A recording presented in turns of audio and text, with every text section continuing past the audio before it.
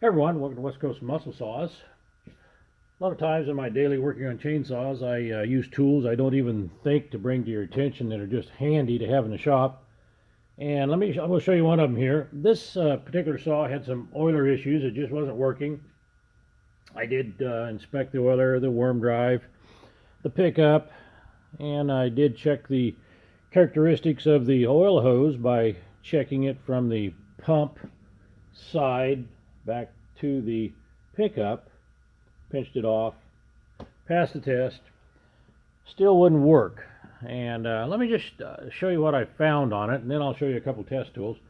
What it was somehow don't know how it happened, somebody had maybe had the pickup off, and I pressurized it from the pickup side, pulled off the hose on the pump, and a wood chip rolled out.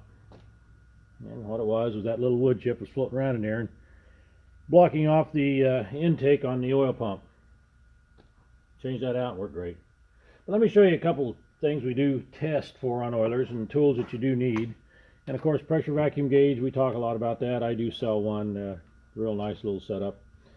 And then you can modify some caps. I do modify some oil caps, gas caps, so you can do your testing.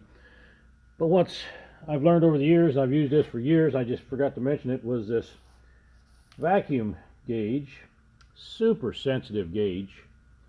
You can actually walk by, and just the breeze of you walking by the hose there, it will change the fluctuation of the gauge.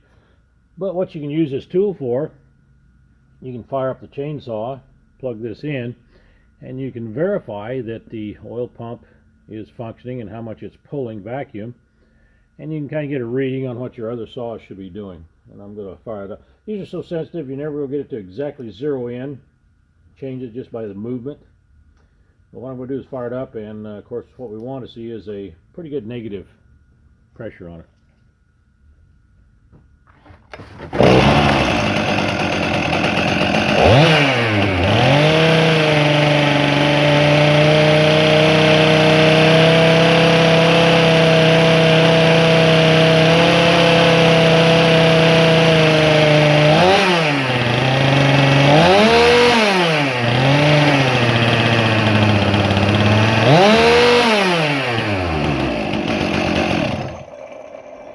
And of course, oil is working good, and it's pumping out there real nice.